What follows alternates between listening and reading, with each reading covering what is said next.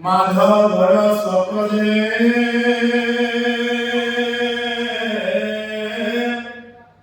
শিশু পালকতা কৰিলা দুষ্ট ৰাজা গমে হেন দেখি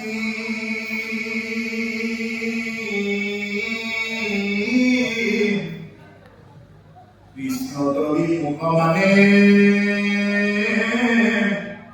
যতে কণী পুতি আছে লৰি পলাইলা প্ৰাণ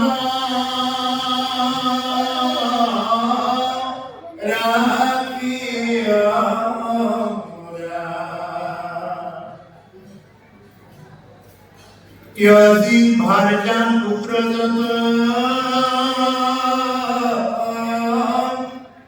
Rambhan Bhaja Prajatana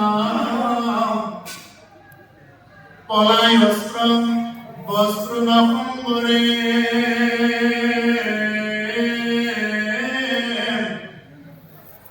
Avakara Bharaviti अपतने पति जाता विष्णु पप्र भंगी हास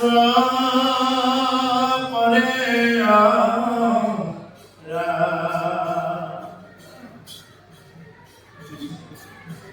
बाबा हम पार्वती समस्त जना अपना हमें जे भागवत पाठर आयोजन কৰিছে বা বাক্য অনুষ্ঠান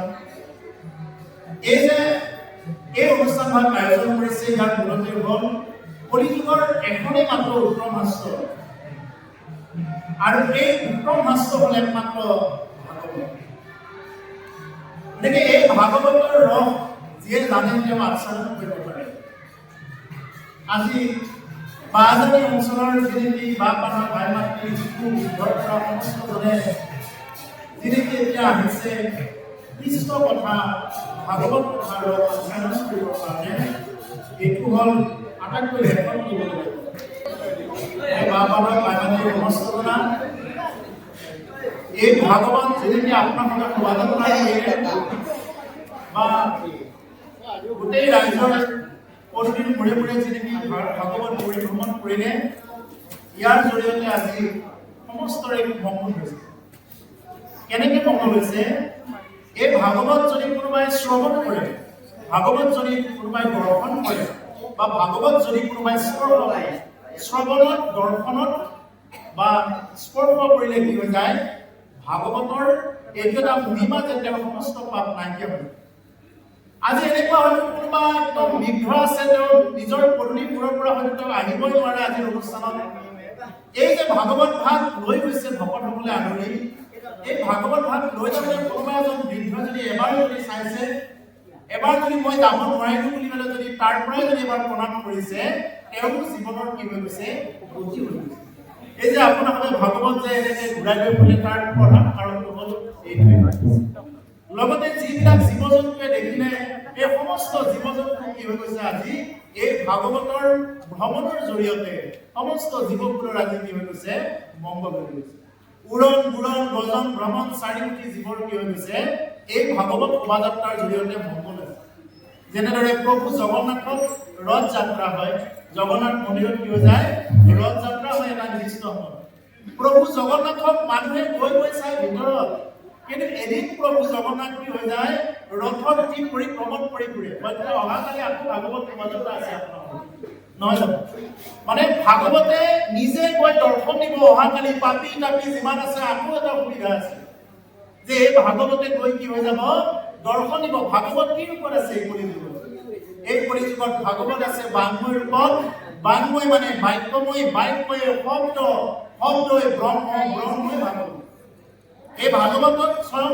ভগৱন্তকো ইয়াত বিৰাজমান হৈ আছে সেইকাৰণে কোৱা হৈছে যে কলিযুগৰ এখনেই মাত্ৰ উত্তম শাস্ত্ৰ এই হ'ল মহাভাগৱত অহাকালি যি নেকি ভাগৱত ৰথ যাত্ৰা হ'ব ইয়াত প্ৰভু ভগৱন্তই সেই ৰথটি কি কৰিব সমস্ত বাজাৰী অঞ্চল পৰিভ্ৰমণ কৰি ফুৰিব আৰু তাত যিসকল পাপী তাপী যোনে নহওক যিয়ে দেখে তেওঁৰে কি হৈ যাব দেখাৰ লগে লগে তেওঁৰ পাপ তাপ নাইকিয়া হৈ যাব তাৰ সুবিধা আৰু যিয়ে নেকি নাচাও এইবুলি যিয়ে নেকি মনত তেনেকুৱা লৈ থাকে তেওঁৰ কিন্তু কোনো কাম নহয় গতিকে সেইকাৰণে আমি হিয়া হুঁচৰি এইবিলাক কামত আগবাঢ়ি আহিব লাগে যিকি নহওক প্ৰভুসকল ইয়াৰ আগত আমি আলোচনা কৰি আছিলোঁ যে ভাগৱত যে আমি আয়োজন কৰিলোঁ যে ভাগৱত আয়োজন কৰি আমি বেলেগ বেদো আয়োজন কৰিব পাৰিলোহেঁতেন বেলেগখন পুৰাণ আয়োজন কৰিব পাৰিলোহেঁতেন এই যে ভাগৱত পাঠ আৰু বাক্যানুষ্ঠান যে আয়োজন কৰা হৈছে নিশ্চয় এই যে নেকি নামযজ্ঞ অনুষ্ঠানৰ লগত জড়িত সেৱক সেৱকীসকলে হয়তো জানে যে এই কলিযুগত কেৱল একমাত্ৰ উত্তম আছে ভাগৱত যি ভাগৱত মহামুনীন্দ্ৰ মহন্ত শুকদেৱে মহাৰাজ পৰীক্ষিতৰ আগত ব্যক্ত কৰিছিল 7 দিন 7 ৰাতি একেৰাহে ব্যক্ত কৰিছিলে আৰু তেনেদৰে ভাগৱত লাগে ভাগৱত যেতিয়া চোৱা হয় তেতিয়া ভাগৱত নিজে নিজে জড়তাৰ পৰা চৈতন্যলৈ আহে চৈতন্য হয় কিন্তু ভাগৱত যেতিয়া চোৱা হয় তেতিয়া ভাগৱত ব্ৰাহ্মণ ৰূপতে তাৰমানে নিজে ঘূৰি থাকে ভাগৱত মেলাৰ লগতে ভাগৱত চৈতন্য হয় যদি দৰিদ্ৰ মানুহজনে যদি ভাগৱত কথা কৈ যায় তেতিয়াহ'লে চৈতন্য নহয় যদি ভাগৱত কথা কৈ যদি তেনেকৈ নাই যিকি নহওক এতিয়া ভাগৱত কি হৈ আছে এতিয়া ভাগৱত চৈতন্য হৈ আছে মানে এতিয়া ভাগৱত কি হৈ গ'ল চৈতন্য মানে সব ভাগৱতে এতিয়া জীৱন্ত বুলি ধৰি আপোনালোকে ল'ব লাগিব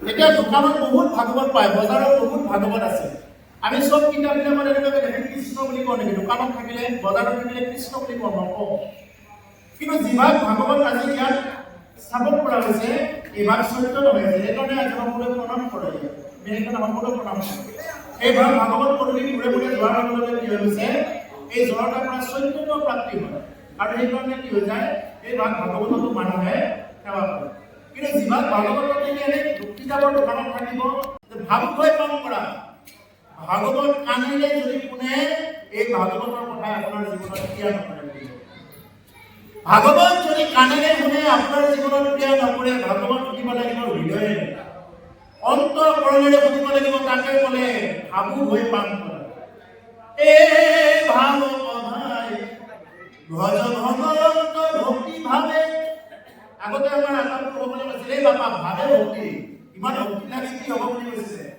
আমাৰ আগৰ দিনৰ বুঢ়া সকলে কৈছিলে আমাক যে ভাৱে ভক্তি তাৰমানে কি ভাৱ এই ভাৱটো আহিব লাগিব ক'ৰ পৰা অন্তৰৰ পৰা আহিব লাগিব তেতিয়াহ'লে কি হ'ব ভক্তি জাগ্ৰত হ'ব ভাৱেন লভতে জ্ঞানম ভাৱেন লভতে সৰ্বম ভাৱতি জ্ঞানৰ প্ৰতিষ্ঠা যদি ভাবিবই নোৱাৰে তেতিয়াহ'লে ভাগৱতৰ কথাই আপোনাৰ মোৰ জীৱনত কিন্তু ক্ৰিয়া নকৰিব সেইকাৰণে প্ৰভুসকল ৰসতৰ চতুৰ যিজন কৃষ্ণৰ চৰণে দিয়া মন পৰম সন্তোষে তিউক ৰসমৃত এবাৰ ফলমৃত নহয় ৰসমৃত তাৰমানে এই ৰস ভাগৱতত ইয়াত সমস্ত ৰসবিলাক আছে ভাগৱত হ'ল আমাৰ জীৱনৰ একোখন দাপোন মানে কি আইনা ওচৰত গ'লে যেনেকৈ মুখত কিবা লাগি আছে নেকি আইনাখনত থাকি নিদিয়ে ভাগৱতৰ ওচৰত যদি আহোঁ ভাগৱতে আমাক থাকি নিদিয়ে আমাৰ জীৱনত যদি কৰবাত কিবা শুদ্ধ হৈ আছে বা ভুল হৈ আছে গোটেইখিনি ভাগৱতে আমাক দেখুৱাই দিয়ে সেইকাৰণে প্ৰভুসকল মহামুনীন্দ্ৰ মহন্ত শুকদেৱে মহাৰাজ পৰীক্ষিত ইয়াৰ লগত কি হৈছে কথাখিনি ইয়াক ক'ব পাৰিলেহেঁতেন বেলেগ পুৰাণ ক'ব পাৰিলেহেঁতেন 4 বেদ 14 18 পুৰাণৰ ভিতৰত যিকোনো এখন ক'ব পাৰিলেহেঁতেন কিন্তু তেওঁ নিৰ্বাচন কৰিলে কাম এইকাৰণে প্ৰভুসকল আপোনালোকে যিখিনি এই ভাগৱত অনুষ্ঠানত আহিছে ইয়াত যিখিনি সময় থাকে এইখিনি সময় যাতে অতি সাৱধান হৈ এই ভাগৱতৰ কথাবিলাক একান্তভাৱে শুনিব এতিয়া যুধিষ্ঠিৰৰ ৰাজকীয় যজ্ঞ সমাপনৰ এতিয়া হৈ আছে ইয়াত ক'লে মাধৱৰ চক্ৰ যেনে টিকুপালক পতা ধৰিল দুষ্ট ৰাজাগণে হেন দেখি যেতিয়া প্ৰভু ভগৱন্তই চক্ৰৰ সহিত কি কৰিলে চক্ৰৰ দ্বাৰা এই দুষ্ট শিশুপালক কাটিলে তেতিয়া কৈছে কৃষ্ণত বিমুখ মানে যথেষ্ট নিৰ্মতি আছে লহৰি পলাইল থাকিল কৃষ্ণৰ বিৰোধী যিবিলাক ৰজা আছিলে কৃষ্ণৰ বিপক্ষে যিবিলাক ৰজাই তৰোৱাল উঠাইছিলে বোলে আমিও যুদ্ধ কৰিম। এওঁক আমি অগ্ৰ পূজাৰ অধিকাৰ নিদিওঁ। অগ্ৰ পূজাৰ অধিকাৰ দিয়াকৈ এইখন যুদ্ধ লাগি গৈছিল। বোলে এওঁক আমি অগ্ৰ পূজাৰ অধিকাৰ নিদিম। এই শিশুপালৰ নিচিনা মানুহ থাকোঁতে আৰু কৃষ্ণ এটা সাধাৰণ গোৱালৰ দৰে আহে। এই গোৱালৰ দৰে হৈ অগ্ৰ পূজাৰ অধিকাৰ কেনেকৈ পায়? এইখিনি পৰাই তেওঁলোকৰ যুদ্ধখন লাগি গৈছিল। কাৰণ শিশুপালেতো এনেও আৰু ভগৱানৰ বিৰোধী আৰু এনেকৈ তেওঁ কি কৰিব পাৰে? তেওঁ বৈৰীভাৱে হ'লেও তেওঁ ভগৱন্তৰ পদ লাভ কৰে। ইয়াৰ লগত ধুনীয়াকৈ কৈ গৈছে এইবিলাকক যে প্ৰভু ভগৱন্তক কোনোবাই যদি বৈৰীভাৱেও পূজা কৰে, বৈৰীভাৱেও যদি কোনোবাই যদি তেওঁৰ সেৱা কৰে, তেতিয়াহ'লে কি হ'ব? তেওঁ পৰম পদ লাভ কৰিব পাৰে। কিন্তু বৈৰ মানে কোনটো বৈৰ? এতিয়া বোলে ভকত দেখা পাইছোঁ, মই ভকতকেইটাক পুথি পুথি বহাইছে, মই নিন্দা কৰিছোঁ, এইটো বৈৰ হ'বনে? নহয়। শিশুপালে কেনেকুৱা বৈৰিতা কৰিছিল? উঠাই বহাই খুৱাই খুৱাই প্ৰতিটো সময়ত কৃষ্ণ মানে দেখা পাই আছে। এতিয়া লগ পাম কংস একদম নজন্মাৰ পৰাই, কৃষ্ণ নজন্মাৰ পৰাই মানে একদম বিৰোধী। ক'ত ঢেৰ হৰি, ক'ত জন্ম পালে, একদম মানে তেওঁ ৰাতি সকলোকে দেখা পায়। আমি সকলো দেখা পাওঁনে? ঈশ্বৰক দেখা পাওঁনে? কোনোবা দেখা? আমি দৰকাৰ হ'লে সাপে খেলিলে পুৰা দেখা, নহয় জানো? সাৰ গৰুৱে খেলিলে পুৰা দেখা পাম। কিন্তু তথাপিও আমি ভগৱানৰ ফটো দেখা নাপাওঁ বা ভগৱানক আমি দৰ্শন কৰিব সকলোতো পৰা নাই। কিয় পৰা নাই? তাৰমানে আমি সেইখিনি ভক্ত হ'ব পৰা নাই। যদি কোনোবাই প্ৰভু ভগৱন্তক যদি একান্ত মানে ভক্তি কৰিব পাৰে, তেতিয়াহ'লে তেওঁ যেনেকৈ নহওক প্ৰভু ভগৱন্ত সকলোকে ধৰে। ইয়াৰ পৰা শিশুপালৰ কাহিনীটোৰ পৰা এইটোৱে জনা যায় যে মোৰ প্ৰভু ভগৱন্ত এনেকুৱা কৃপণ নহয় যে কোনোবাই তেওঁক ভজনা কৰিলে, কোনোবাই সেৱা কৰি থাকিলে যে তেওঁ কি কৰিব? চাব, সেৱা নকৰাবিলাকক নাচাব এনেকুৱা। কিন্তু তেওঁ গুণনাম ল'ব লাগিব। শিশুপালক গুণনাম লৈ আছে, বৈৰীভাৱে হ'লেও লৈ আছে, আৰু কমকৈ বৈৰীভাৱে হ'লেও কি কৰি আছে? যে ভগৱান কৃষ্ণৰ বিৰোধিতা কৰি হ'লেও তেওঁ নাম লৈ আছে। সেইকাৰণে নাম কেৱল হৰি নামে কাৰ হৰি নামে কৰি আছে জগত উদ্ধাৰ। হৰি নামে জগতখন উদ্ধাৰ কৰি আছে। সেইকাৰণে যেনেকৈ নহওক আমি যাতে নাম লৈ চলিব পাৰোঁ। এতিয়া দুষ্ট ৰাজাজনে এই দৃশ্যটো দেখা পায়। তেওঁ কি হৈছে? ভয়ত কঁপি পিছুৱাই আহিছে।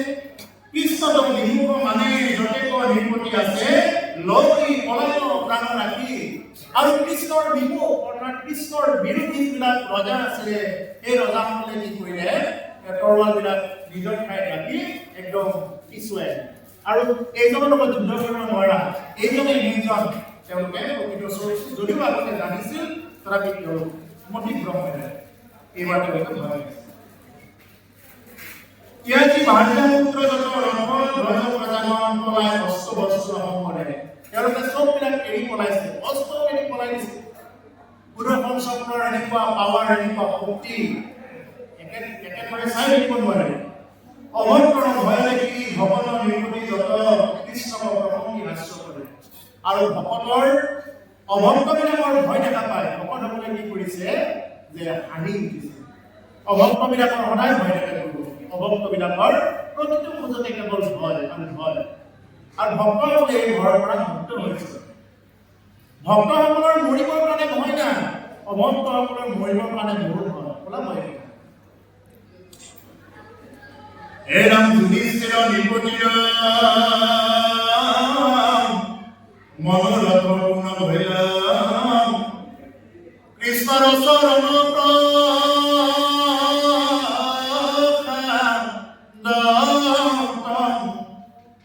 যজ্ঞ সংগ পুনানিলাম দেৱমণি কৰিলাম বিপৰ পুৰিয়া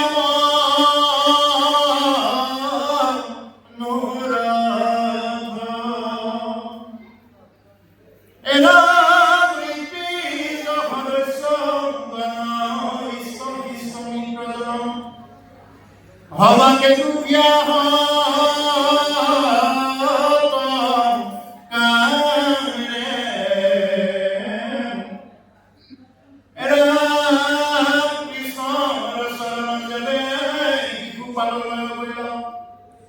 দেখি দুষ্ট ভৈল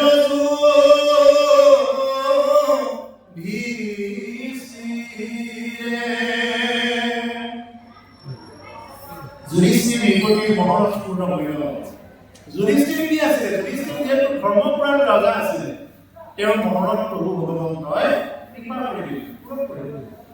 নহ'লে হিন্দু পালে যি অত্যাচাৰ কৰিব ধৰিছিলে, তেওঁৰ পূজাৰ তেওঁ যি যজ্ঞ পাতিলে তাৰ সাৰ্থকতাটো নহ'লে।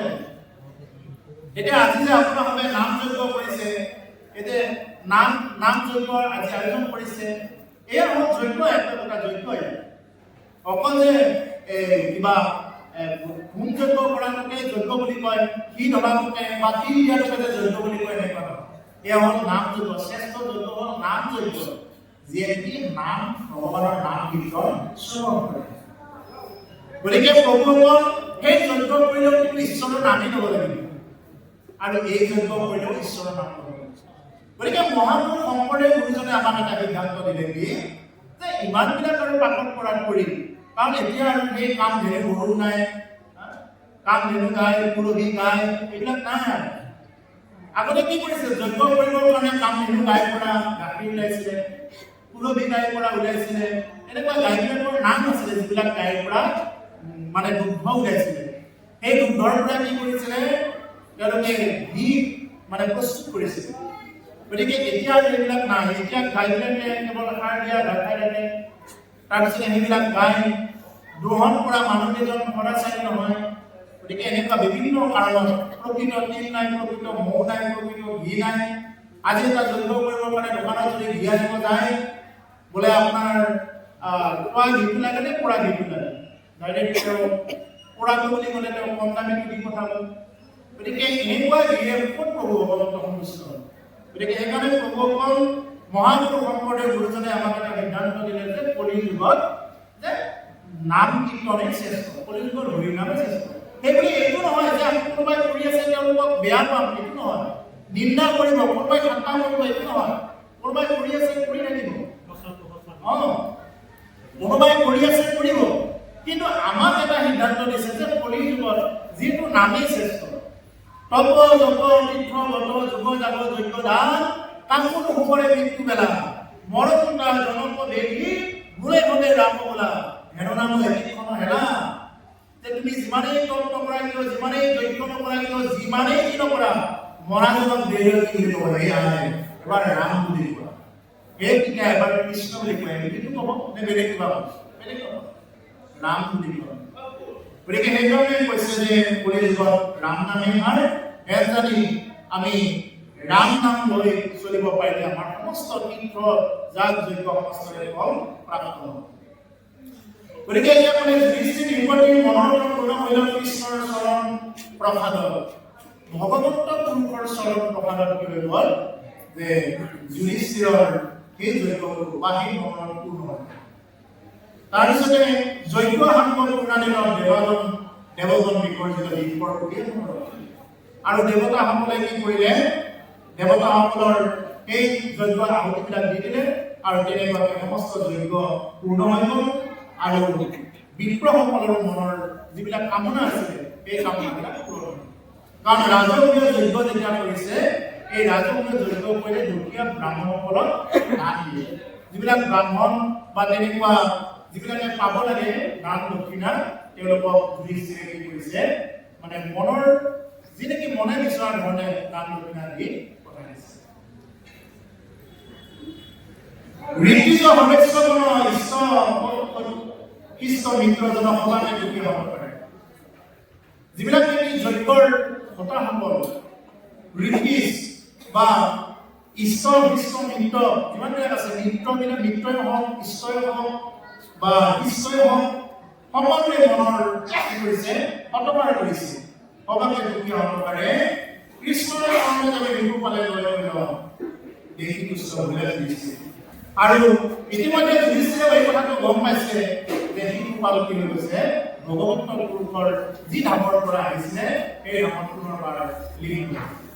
গতিকে তেওঁ যদিও মৰিল, তথাপি নমৰাৰ নিচিনা হৈ গ'ল। যদিও মৰিল, আমাৰ দৃষ্টিত বাহ্যিক দৃষ্টিৰে বিহু পাল মৰিল, কিন্তু অন্তৰ্দৃষ্টিৰে কি হৈ গ'ল? বিহু পালে পুনৰ তেওঁ বৈকুণ্ঠৰ পাৰিত লাভ কৰিব পাৰিলে। আৰু এইটো জানি যুধিষ্ঠিৰৰ পৰম আনন্দ হৈছে, কাৰণ তেওঁৰ যজ্ঞতে কি হৈছে যে বিহু পালক কি কৰিব পাৰিছে? পুনৰ বৈকুণ্ঠৰ পাৰিত হ'ব পাৰিছে। গতিকে এইটো জানি যুধিষ্ঠিৰৰো পৰম আনন্দ হৈছে। মহাযজ্ঞ সংগ কৰিলে অৱহিত তীৰ্থস্থান পৰিবাক লাগে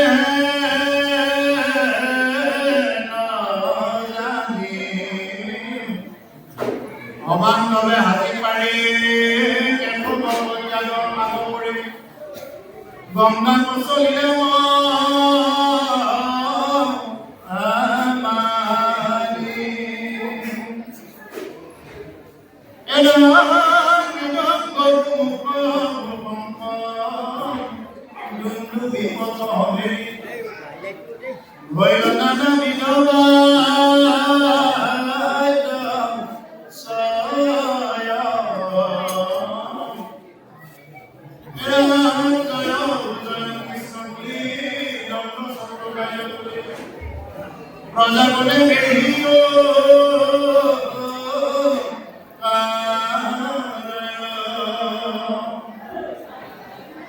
আৰু যেতিয়া নেকি মহাযজ্ঞ শেষ হ'ল তেতিয়া তীৰ্থস্নান কৰিব লাগে জানে তীৰ্থ শেষত কি কৰিব লাগে তীৰ্থস্নান কৰিব লাগে অবাস্তৱে হাজি পাৰি দেশক আৰম্ভ কৰি গংগা চৰিয়া ভৰা আৰু তেওঁলোকে কেৱল ভগৱানক আগ কৰি কি কৰিছে গংগাৰ আমি প্ৰতিটো সময়ত প্ৰভু ভগৱানক আগত কৰি চলিব লাগিব ভগৱানক যদি পিছত কৰি চলা যায় তেতিয়া আমাৰ প্ৰভু ভগৱানক কি নকৰিব এই কাৰ্যত কেতিয়াও বিঘ্ন নকৰে যুধিষ্ঠিৰ যদিও চক্ৰৱৰ্তী ৰজা আছিলে চক্ৰৱৰ্তী ৰজা হৈ ভগৱানক কি কৰিলে তেওঁ সমস্ত সম্পূৰ্ণ আগত কৰি দিলে আৰু আমি সেইকাৰণে জীৱনৰ যি কৰ্ম কৰিব পাওঁ এই সকলো কৰ্মতে ভগৱানক আমি আগত কৰি দিওঁ কিবা এটা অনুষ্ঠান পাতি আমি যদি ভগৱানক যদি আমি স্মৰণ নকৰোঁ বেলেগ কথা বাহিৰা কথা যদি আলোচনা কৰি ৰাখোঁ ইয়াৰ ওপৰত তেওঁ জড়িত এই ভাগৱত কথা শুনাৰ সময়ত কোনোবাই কথা কোৱাৰ কাৰণত বা কোনোবাই ঘৰৰ কথা কৈ থকাৰ সময়ত যদি ওচৰৰ মানে শ্ৰোতাজনে যদি কষ্ট পাব লগা হয় তেতিয়াহ'লে ইয়াৰ বিষয়ে তেওঁলোকে পাব গতিকে সেইকাৰণে ভাগৱত শুনিব আহিলে ইয়াৰ আগত আমাৰ আটাজনে কৰোঁতে ইয়াৰ গাই আছে সাৱধান সাৱধান বুলি ভাগৱতৰ সাৱধান মানে বহুত থাকে সাৱধান ক'ত লিখা থাকে কাৰেণ্টৰ টেক্সটত লিখা থাকে সাৱধান ডেঞ্জাৰ খাতৰা কোনোবাই যদি জানিয়ে হওক নাজানিয়ে হওক যদি কোনোবাই কাৰেণ্টৰ টেক্সটৰ গাড়ী দিয়ে উৰিবই গতিকে ভাগৱতৰ অনুষ্ঠানত আহি যদি কোনোবাই ঘৰৰ কথা উলিয়াই লয় কোনোবাই যদি বাহিৰা কথা উলিয়াই লয় তেতিয়াহ'লে ইয়াক দুখ লাগে কাৰণ যিহেতু ইয়াত প্ৰভু ভগৱন্ত ইয়াত বাংগুৰ ৰূপত কি হৈ আছে চৈতন্য হৈ আছে গতিকে সেইকাৰণে যে কলিযুগৰ একমাত্ৰ উত্তৰস্ত ভাগৱত পঢ়াৰ সময়ত আমি কেতিয়াও উচ্চ আসনত বহিব নালাগে বেলেগ চিন্তা কৰিব নালাগে আমি যাত্ৰাভিমান পাণ্ডিত্যাভিমান পণ্ডিত বুলি যি অহংকাৰ থাকে বোলে মই বহুত জানো এমন কি জানে এনেকুৱা যি অহংকাৰ থাকে ৰূপক লৈ যাৰ অভিমান থাকে ধনাভিমান যাৰ ধনত অভিমান থাকে যাৰ গুণত অভিমান থাকে এনেকুৱা মানুহে কেতিয়াও জীৱনটো ভাগৱত পাঠ কৰিলেও তেওঁ কেতিয়াও প্ৰভু ভগৱানে কৃপা নকৰে সেইটো জানি মহাৰাজ পৰীক্ষিতে ভাগৱত কথা কবিলে শান্তি ঠাণ্ডাতে একো নোখোৱাকৈ যিজন ৰজা পৰীক্ষিতে পানীৰ কাৰণে অমিত কৰি কি কৰিছিলে অমিত কৰি মৰাভাৱ পাইছিলে অকণমান পানীৰ কাৰণে কি হ'ল আঁঠু হৈ কি কৰিছিলে অমিত কৰি তেওঁ এনে পিছতে ধ্যান কৰি ৰখা বুলি ক'লে কি কৰিলে পানী বিচাৰি পানী নাপায় সেইটো চিন্তাতে মানে মৰাভাৱডাল আহি দিলে আৰু সেইজন ৰজা পৰীক্ষিতে যেতিয়া নেকি মৃত্যুৰ খবৰটো গম পালে বোলে 7 দিনৰ ভিতৰত তেওঁলোকে দংশন কৰিব বুলি গম পালে এইজন ৰজা পৰীক্ষিতে এটুপি পানী খোৱাবলৈ ভাগৱত কথা কৰিলে যাৰ মানে ৰজা পৰীক্ষিতে 7 দিন 7 ৰাতি ভাগৱত কথা শুনি কলিযুগৰ সন্ধ্যা সময়ত কলিৰ সন্ধ্যা মানে কলিৰ আৰম্ভণিৰ সময়খিনিতে কি কৰিলে তেওঁ মানে ভগৱান ধাম পালে সাক্ষাৎ তেওঁ ভগৱান ধাম পালে সেইকাৰণে প্ৰভুসকল ভাগৱত কথা শুনিব আহি খোৱা লোৱাক লৈ চাহ খোৱা তামোল খোৱা এইবিলাক দিয়ে খাই তেওঁ কেতিয়াও মানুহে মনত ৰাখিব ভাগৱত কথা শুনি আমি কি কৰিব লাগে একান্ত মানে যিখিনি সময় 1 ঘণ্টা 2 ঘণ্টা আধা ঘণ্টা দিয়ে নাথাকো কিয় আমি একান্ত এবাৰ উঠিব এবাৰ খাই আহিম আকৌ আহিম এনেকৈ কৰি থাকিলে আৰু আমাৰ জীৱনত যেতিয়া নকৰে ভাগৱতে তাৰ মূল কাৰণটো হ'ল ভূগোলৰ ধুমুকাৰী উপাখ্যান আছে পিছত কম এইবিলাক ভূগোল নহয় এবাৰ ভাগৱত কথা কৈছিলে ধুমুকাৰী তেওঁ একোখন আছে গতিকে সেইকাৰণে ভাগৱত কথা শুনোতে আমি সদায় সাৱধান হ'ব লাগে আৰু পাৰিলে যিবোৰ খাব লাগে। আৰু এতিয়া কৈছে যে মহাযজ্ঞ সান্দৰ কৰি শেষ কৰি যে প্ৰভু ভগৱন্তৰ আগত পৰিলে যুধিষ্ঠিৰে তেনেকৈ তীৰ্থস্থান কৰিবৰ কাৰণে গৈ আছে। সমাজভাৱে হাজি মাৰি কেশৱ আগত কৰি ভক্ত চিলা মহামানী কেশৱ প্ৰভু ভগৱন্তৰ কাম কৰি লৈ কি কৰিছে গংগাৰ ৰেখেৰে ধাৱমান হৈছে। মৃদঙ্গ মুমুখ শংকৰ দুটুলি কতহ ভেদি এইবিলাক বজাইছে, মৃদঙ্গ বজাইছে। আজি যেনেদৰে আপোনালোকে শংখ ঘণ্টা বজাইছে, তাল নাগৰা বজাইছে, ঠিক তেনেদৰে তেওঁলোকক শোভাযাত্ৰা কৰিছে। জয় জয় কৃষ্ণ বুলি দণ্ড চক্ৰ গায়ত্ৰী প্ৰজাবলী জয় জয় কৃষ্ণ বুলি কি কৰিছে প্ৰজাসকলে জোকাৰ দিছে, আইসকলে উলুকি দিছে। এনেদৰে কি কৰিছে ভগৱন্ত পুৰুষক লৈ ৰাজকীয় সমাপন কৰি ৰজা যুধিষ্ঠিৰে মানে সংসাৰ কৰিবলৈ গৈ আছে।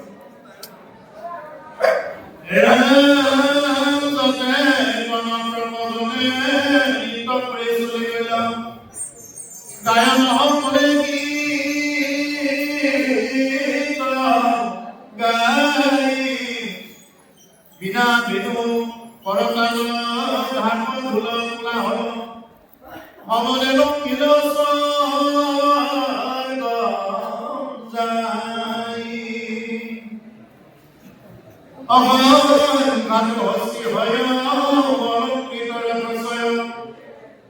মহাবীৰ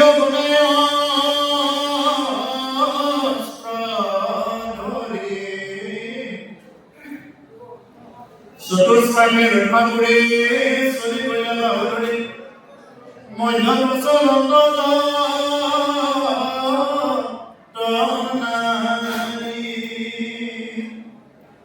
আৰু নৰ্তকীসকলে নাচি নাচি গৈছে। যেনেদৰে আজি শোভাযাত্ৰাত নাচিব পৰাসকলে নাচিছে, গাব পৰাসকলে গাইছে, গাব পৰাসকলে চাপৰি বজাই গৈছে, কিছুমানে হয়তো বাদ্য বজাই গৈছে। এনেকুৱা এটা উদাহৰণ আছে যে গায়কসকলে এনেকুৱা গীত গাইছে, নৃত্য কৰাসকলে নৃত্য কৰিছে। বিনা বেণু কৰতাল ভাগ ঢোল কোলাহল সবলে ভক্তিৰ স্বৰ্গ যায়। আৰু এনেকুৱাকৈ বজাইছে স্বৰ্গলৈ শুনা পাইছে। স্বৰ্গৰ দেৱতাসকলে এই যে ভগৱন্ত পুৰুষক আগত কৰি যেতিয়া ৰাজকীয় যজ্ঞ সমাপন কৰি যুধিষ্ঠিৰে গংগাৰ তীৰৰ ফালে গৈ আছে, তেতিয়া স্বৰ্গলৈ এই মানে বাদ্যযন্ত্ৰৰ ধ্বনি কোলাহল শব্দবিলাক তালৈ গৈছে। চতুষ্পাঠে ৰক্ষা কৰি চলি গ'ল বহুধনী অনিধনৰ চলনত যত আহি এনেকুৱাকে হস্তি হাতী আৰু মহাবীৰসকলে বিভিন্ন প্ৰকাৰে অস্ত্ৰ ধৰি গৈছে। অস্ত্ৰ ধৰি যোৱাৰ কাৰণ ৰজাৰ যোৱাৰ কথা ক'ত বা কি হয়। গতিকে ৰজা গৈছে যেতিয়া অস্ত্ৰ থাকিব, যেনেদৰে আমাৰ প্ৰধানমন্ত্ৰী আহিলে বা মুখ্যমন্ত্ৰী আহিলে অস্ত্ৰবিলাক থাকেই ল'ব, তেওঁলোকৰ যিবিলাক নেকি চিকিউৰিটি থাকে তেওঁলোকৰ থাকি ল'ব। গতিকে ঠিক তেনেকুৱাকে যেতিয়া নেকি ৰজা যুধিষ্ঠিৰ মানে গংগাৰ তীৰলৈ গৈ আছে, তেতিয়া মানে এনেকুৱা অস্ত্ৰ লৈ হাতী ঘোঁৰা লৈ বিভিন্ন সৈন্যসকল গৈছে। আৰু কৈছে লগত যিমানবিলাক নাৰী আছে নাৰীসকল আইসকলক কি কৰিছে মাজত লৈ গৈছে।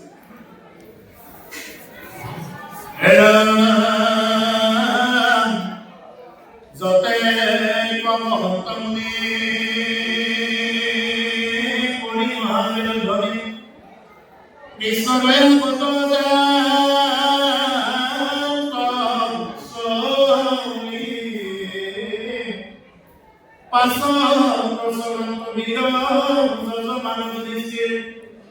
মানৱ যায়